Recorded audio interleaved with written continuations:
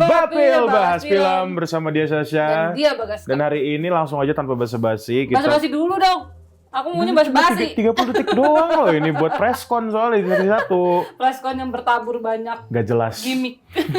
Preskon gak jelas. Ya udah, karena kita pengen review, bukan review, reaction ya untuk hari ini, yaitu film GJLS yang berjudul Ibuku, Ibu-Ibu. Jadi tanpa basa-basi langsung saja kita ke Kokas. Ya, Kokas kan? Oh iya benar. Ya udah, let's go. Let's go.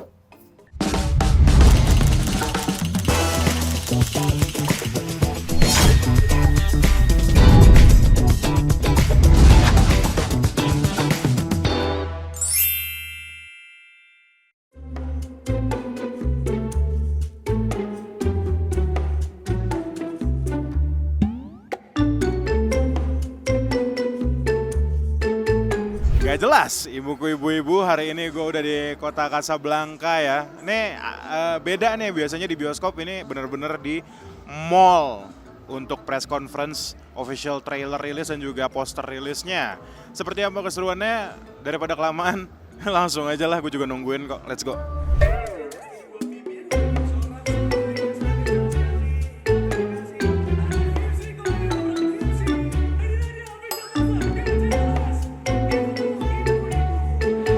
Penonton akan ketawa dan nangis, tapi di scene komedi mereka nangis, di scene sedih mereka ketawa.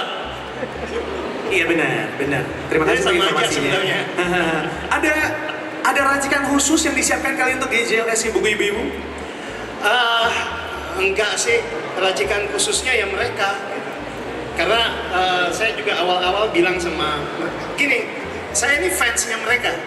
Setuju. Jadi ketika disuruh didapat kesempatan untuk bisa ngedirect mereka, awal-awal ya saya bilang ini harus jadi film GJLS yang ada Monty. Jangan sampai jadi film Monty yang ada GJLS-nya.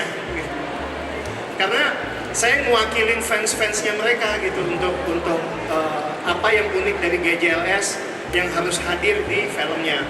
Meskipun tentu tugas saya lebih kalaupun istilahnya membioskopkan GJLS, karena GJLS ini kan random banget, liar, nggak jinak gitu. Sementara kalau di bioskop kita kan ada pakem-pakem yang tetap harus diikuti. Tapi gimana caranya pakem-pakem itu nggak membelenggu mereka? Tantangannya nggak bisa serius. Selalu ketawa-tawa dan selalu jadi tidak pakem pada skrip. Karena selalu kemana-mana gitu, berkembang. Karena tiba-tiba, ya biasalah ya, mereka kan kayaknya jarang main film ya. Wah! Gimana itu ngapain itu? Kayaknya jarang main film gitu. Jadi skrip itu kayak cuma sekedar apa ini gitu. Nggak ngaruhin banget pas Monty gitu sama nulis gitu yang udah nulis capek-capek gitu. Nyampe di lokasi gitu, mana dialognya gitu.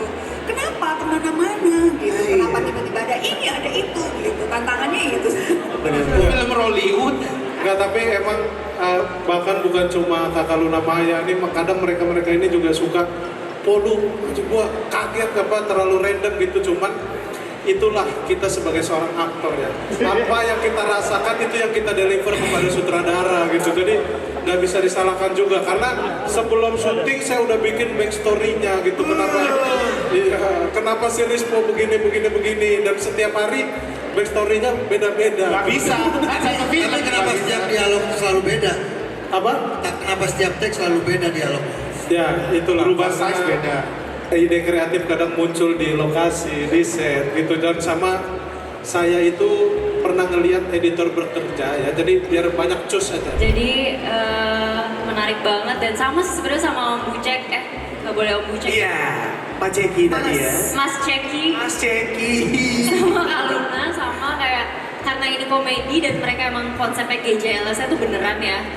Jadi emang di set tuh ntar berubah-berubah aja gitu. Benar. Tapi kayaknya kalau lihat dari trailernya kamu ceria banget di sini ya. Kayaknya nggak habis-habis ketawanya ya. Iya sih, karena di luar set juga kita ketawa-tawa dan lebih ketawa-tawa yang di luar set ya. Oh, kebayang sih. Iya. Jadi kamu menikmati banget sepanjang syuting ya. Menikmati. Kemarin ada kecurigaan kita bukan syuting. Apa? Kita kumpul-kumpul aja. Betul. Emang cuma hangout aja. Hangout tiap hari di calling buat siapin makan, apa datang, hangout. Nanti bahas yuk gini-gini, takut. Benar sih kalau kata Kak Luna, saya nggak menyangka, tapi justru benar. Justru kita berdua aja ya, gua sama Regen itu kadang-kadang nggak tahu apa yang mau dilakuin sama Rispo gitu setelah ini gitu. Beneran. Ada dia kalau Pak Moti pernah tayangin blooper, jadi ada adegan yang kita bertiga tuh lagi Digigit ngeliat. kuping. Iya, tiba-tiba Rispo gigit kuping Regen, maksudnya nggak ada konteks, nggak ada apa gitu. Iya. Jadi kita cuma disuruh ngeliatin bapak kita lagi ada kalau di trailer tuh lagi sama si Nadia. Terus kita ngeliatin disuruhnya tuh cuman kalian dempet aja. Jadi kayak seru kayak Karena lagi ngomong intens, karena intens. Tapi dia improve si Rispo ini. Gue lagi ngeliatin lagi fokus tiba-tiba digigit kuping gue.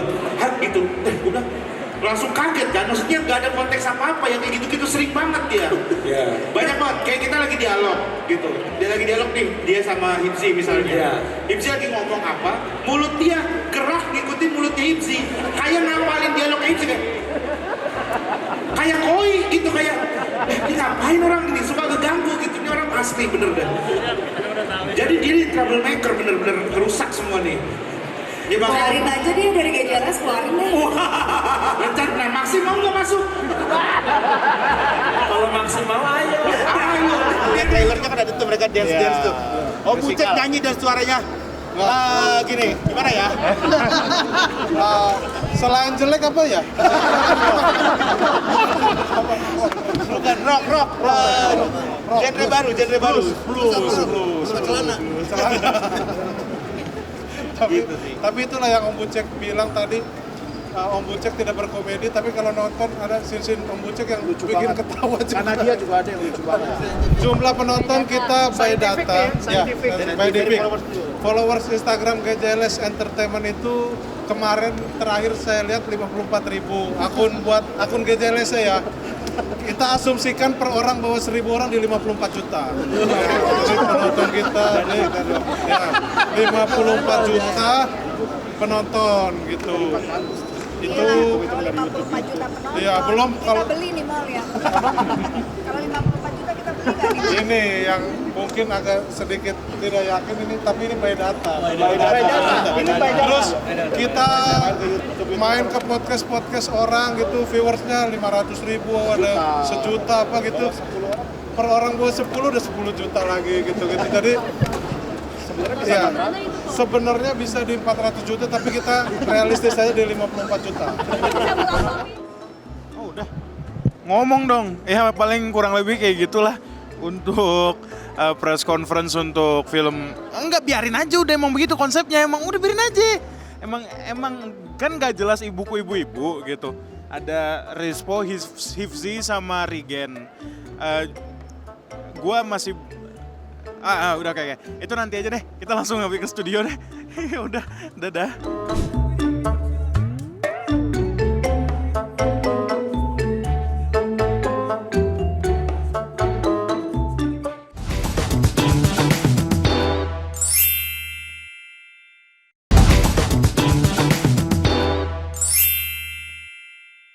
Film GJLS Ibuku Ibu-Ibu membawa penonton untuk mengikuti kisah 3 bersaudara yang selalu berusaha untuk menggagalkan rencana pernikahan ayah mereka dengan sejumlah perempuan. Pasalnya, jika ayah dari ketiga pemuda tersebut menikah lagi, maka akan terjadi perpecahan keluarga yang menyebabkan jatah warisan mereka jadi berkurang. Kurang lebih seperti itu untuk preskon dan juga sinopsis dari film GJLS Ibuku Ibu-Ibu. Ibu-ibu. Nah, hari ini kita sebenarnya udah lihat trailer ya. Yes. Tapi kita pengen lihat lagi dan kita ngobrol sih, ini nggak bisa di teori atau apa enggak, ini lebih ke ngobrol sih. Sebagaimana kacaunya kemarin preskon dan kacaunya film ini. Betul. Dan jadi, mungkin apa? Langsung aja. Ya udah langsung aja lah ya. Yuk, 1, 2, ini aman gak sih? 1, 2. Bapak nikah lagi. Oke.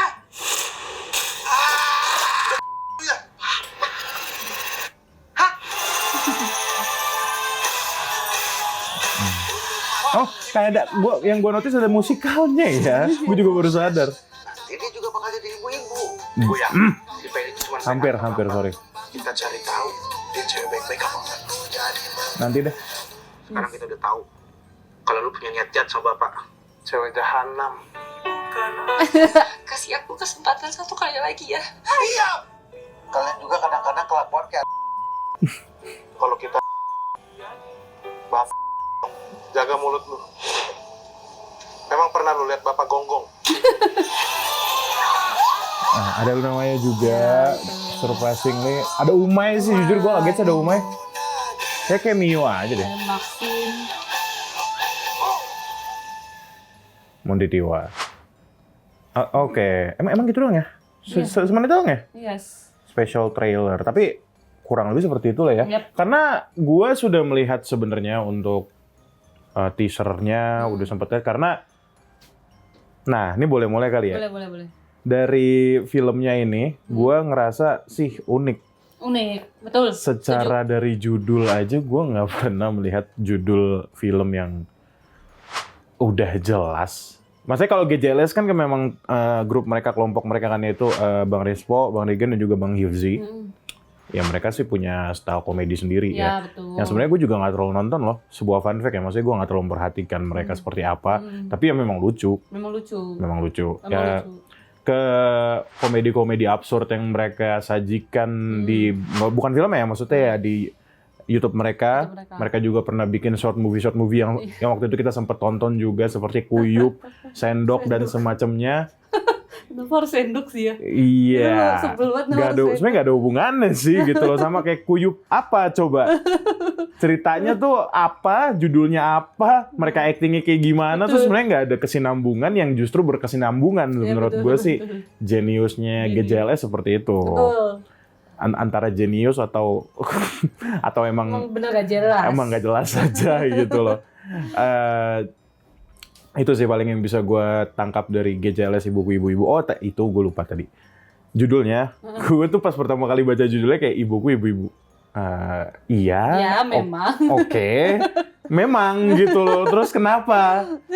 Gue juga pas denger pertama awal judulnya tuh kayak, apaan sih nih ibu-ibu ya pasti ibu-ibu lah. Iya, makanya kan ya memang ibu-ibu dong. Kalau bapak-bapak bingung loh, ibuku bapak-bapak atau bapakku ibu-ibu aja. Iya.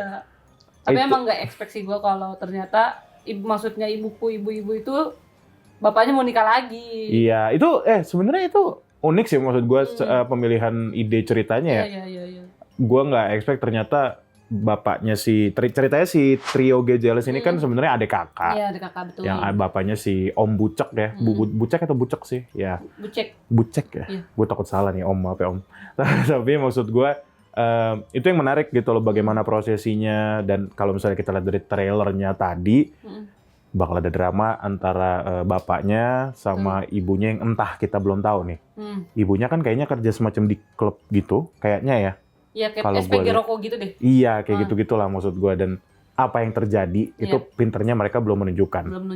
Gitu loh si Kana di Arina, ketemu Kana di Arina lagi. Iya, ceritanya apa? Iya, kita belum tahu. Belum tahu, gitu. Tapi gue, ini guys, sorry motong nih. Gue waktu sebelum lu datang, itu tuh sempet di-play dulu mungkin buat GR-nya kali ya. Oke, apanya yang di-play? Ininya. Oh, trailernya. Oke. Cuman emang gue nggak nonton dari full sih. Gue nonton setengah, ada adegan Luna Maya ngasih kunci ke bapaknya si GJLS itu. Yang bukan yang di trailer yang kita tonton bareng-bareng? Bukan. Ibu juga nggak ngeliat sih. Nggak ada kan? Luna Maya. Gue ngeliatnya Luna Maya cuma teriak gara-gara siapa tuh yang kayak berlumuran. Gue rasa itu saus deh, bukan darah deh. Itu gue rasa saus deh gitu loh kayak. Iya Luna Maya di sini ngapain gitu. Itu kayak nggak tahu, mungkin dia ibu kos-kosan, dia kayak ngasih orang motel kan nggak tahu. Dan ya. Kayaknya ibu-ibu galak gitu ya kalau Luna Maya di sini ya. Jadi kayak ngasih kunci ke bapaknya si mereka itu, terus kayak ngomong aman gitu. Nah tapi di sini nggak ada. Apakah pas kemarin lagi GR salah play apa gimana, kita nggak tahu sih. Mungkin trailer yang lain kali. Mungkin trailer karena dari sebelum kita press conference pun trailernya udah gue lihat teasernya sebenarnya mirip-mirip, nggak terlalu beda jauh gitu loh. Paling beda-beda editan, beda-beda pemilihan sound atau apa. Terus tadi yang kalau ngomongin sound juga menariknya ada kayak semacam flash mob gitu loh, dangdutan. Kalau nggak salah juga Pak Monty Tiwa itu yang kemarin mendadak dangdut juga kan, sempat di-mention kan ya? Kayaknya iya deh. Iya kan, jadi ya yang nggak tahu ya maksudnya apakah masih kedangdutannya masih gitu. Iya, dan ya maksud gue secara chemistry, gue karena sudah menonton yang short movie mereka yang dulu kan, katanya sih bakal mirip seperti. Gue udah nonton belum selesai podcastnya Raditya Dika bareng mereka bertiga. Dan ngomongin tentang film ini, katanya kurang lebih bakal seperti short movie mereka yang dulu, tapi katanya nggak bisa seabsurd itu karena kan ini bioskop, layar lebar, ini sutradaranya beneran gitu loh. Jadi ya kayaknya bakal lebih tertata, apalagi ya seorang Monty Tiwa. Menariknya adalah dia pengen film ini bukan GJLS yang ada Monty Tiwanya, tapi Monty Tiwanya yang ada di GJLS filmnya gitu. Betul, Jadi betul. menarik juga bakal seperti apa. Menarik. Menariknya apalagi yang bisa kita bahas. Penasaran kan? Ya udah kalau gitu jangan kemana-mana, tetap di Bapil Bahas Film.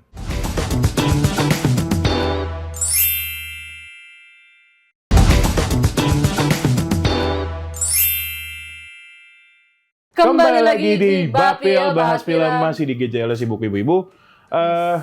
Mungkin selain trailer yang bisa kita bahas, sebenarnya preskon sih. Karena kan kami datang alhamdulillah dan pertama kalinya gue ke Kokas, basically gue belum pernah ke Kokas, belum pernah masuk ke dalam.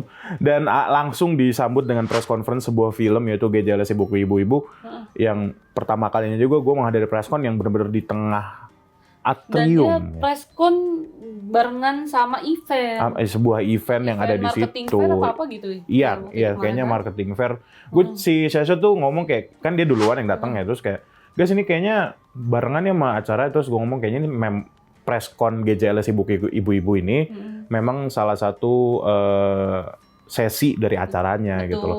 Jadi yang biasanya kita di bioskop, jadi di mall. Iya, dan di tengah-tengah gitu. Di tengah-tengah. Jadi orang-orang bisa nonton dari atas. Iya benar. Iya, selain itu juga banyak gimmick juga. Salah satunya yang paling ternotis adalah Luna Maya. Betul. Karena gue juga udah notice tuh sih sebenarnya. Iya. Kok ini kursi ada yang kurang satu, ada yang nggak didudukin satu nih. Akhirnya pas di tengah-tengah pas sudah pada ngomong masing-masing, Luna Maya baru masuk. Tapi gitu. menurut gue preskon yang ini trik marketing yang bagus sih. Maksudnya gimana tuh? Karena kan ini baru trailer kan sebenarnya kan. Baru trailer poster. Dan dia berani di tengah-tengah mall gitu loh. Betul. Jadi lebih banyak menjangkau orang gitu. Jadi nggak cuma media yang dijangkau, tapi orang-orang yang lagi di mall itu orang-orang juga. awam.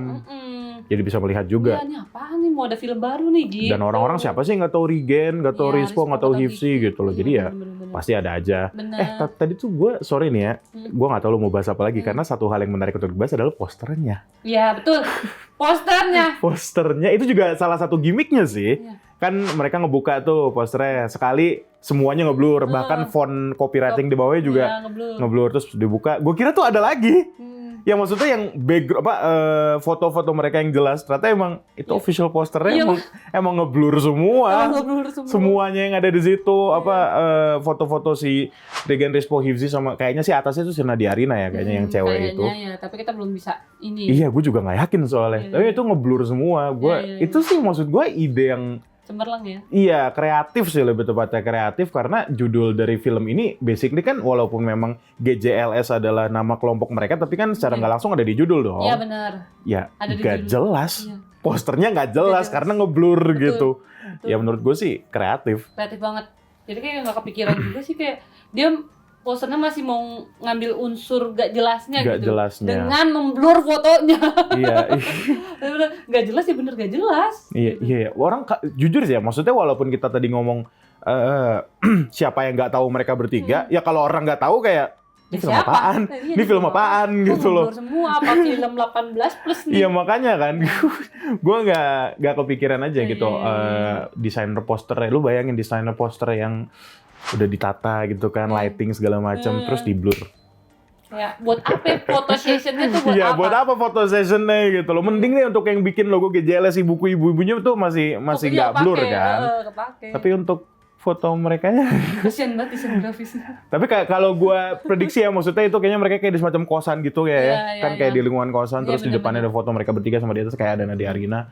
Ya basically ya berarti yang jadi highlight walaupun di trailernya sih kalau gue lihat ya memang lebih ke bapaknya ya. Iya betul. Tapi kayaknya kalau untuk karena menariknya gitu di posternya yang di highlight itu adalah si trio GJLS sama si satu perempuan. Nah, kayaknya sih Nadia Arina. Ya, kayaknya. Menarik juga gitu loh. Bahkan Om Bucek nggak ada di Iya, poster ya. padahal kan kayaknya dia satu unsur yang terpenting kan. Betul, karena tanpa dia tidak ada nikah lagi Iya, gitu tidak loh. ada ibu-ibu. Iya, tidak ada. Bener juga ya gitu loh. Tapi tidak dimasukkan di dalam poster. Iya. Atau dimasukkan tapi di bawah nggak kelihatan ya guys. Iya juga sih gitu loh. Kalau terlalu keblur semua gitu di bawah tapi nggak Itu kelihatan. blurnya kurang lebih 50% lah opacity-nya itu kayaknya ya. Atau even lebih tuh kayaknya. Iya. Terus juga selain itu yang menarik dari film ini ya acting mereka sih, karena gue tuh lagi-lagi ke reference ke podcast Raditya Dika bahwa yang mereka ketawa. Jadi banyak banget momen-momen si trio GJLS ini ketawa, tapi kayak improv, tapi pas ditanya itu improvnya gimana? Enggak, emang itu adegan kita ketawa gitu.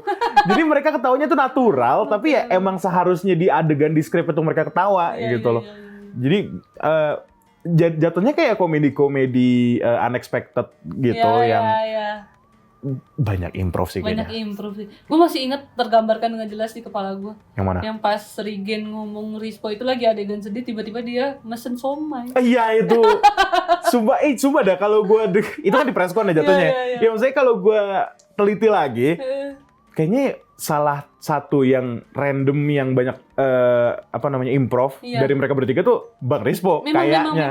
Emang begitu. Kalau mereka bertiga kumpul gitu, kalau komedinya si Rispo ini memang paling nggak jelas. Tiba-tiba ada aja bener-bener kayak gimana sih, kosong, bener-bener kosong. Tapi lu nonton GJLS? Gue nonton. Enggak, karena maksudnya kalau gue lihat dari mereka bertiga ya, no judging ya, maksudnya cuma lucu-lucuan aja. Yang kelihatan mukanya paling lurus tuh Bang Hifzi, jujur. Memang dia juga komedinya nggak komedi-komedi banget kalau Hifzi. Oh, mungkin dia yang memulai kali ya, terus dikomedikan sama Bang Rispo atau Bang Rigen gitu kali ya. Benar. Oh, gitu. Berarti memang gue nggak salah dong menjudge dari look-nya gitu. Iya, bukannya nggak lucu ya. Bukan nggak lucu. Cuman emang harus ada.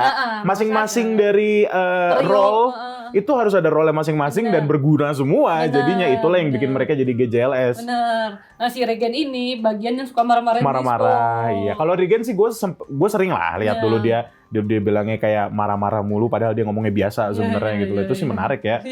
Oke. Ternyata gue nggak salah bahwa Bang Hifzi adalah yang paling lurus.